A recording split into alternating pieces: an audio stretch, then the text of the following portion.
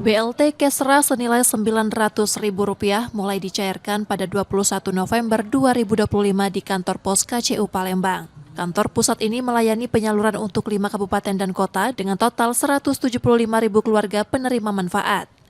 Dari jumlah tersebut, 55.000 diantaranya berdomisili di Palembang.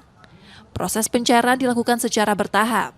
Penerima wajib membawa undangan atau surat pemberitahuan, serta EKTP atau kartu keluarga asli. Bantuan hanya bisa diambil oleh nama yang tertera dalam undangan, namun tetap dapat diwakilkan anggota keluarga yang berada dalam satu KK. Penyaluran dijadwalkan berlangsung hingga akhir November. Target kami saat ini untuk di wilayah kota kurang lebih sekitar di 3.000 penerima per harinya, tapi ini juga masih terus berlanjut karena kami masih koordinasi untuk terkait penjadwalan.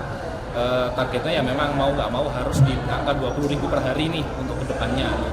Sejak pagi, warga telah mengantre di lokasi pembayaran dengan persyaratan yang relatif mudah.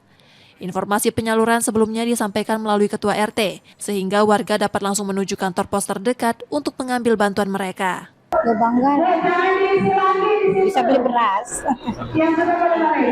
Untuk apa aja Bu? Untuk makan, untuk beli beras yang penting. Aku nih jando, duit, makan, sakit-sakit. Berapa keluarga Bu? Masih ada? Aku yang ada 4 ekor anak. Ini ya kita ini kan kebutuhan temen beras, ya.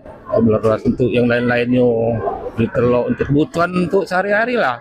Iya. Kalau misalnya, alhamdulillah kalau misalnya terus nggak ada, terima kasih. Kita ini kakak ya. Jadi kalau kita ngambil yang kartu ini, tunjuk kakak aslinya. Oh, kakak asli jadi baru tunjuknya. Itu nak nyingok dulu. Di Palembang, pencairan bisa dilakukan di 5 titik layanan, termasuk kantor pos KCU Palembang di Jalan Merdeka, KCP Arifai, kantor pos Tanjung Api-Api, dan kantor pos Sungai 2.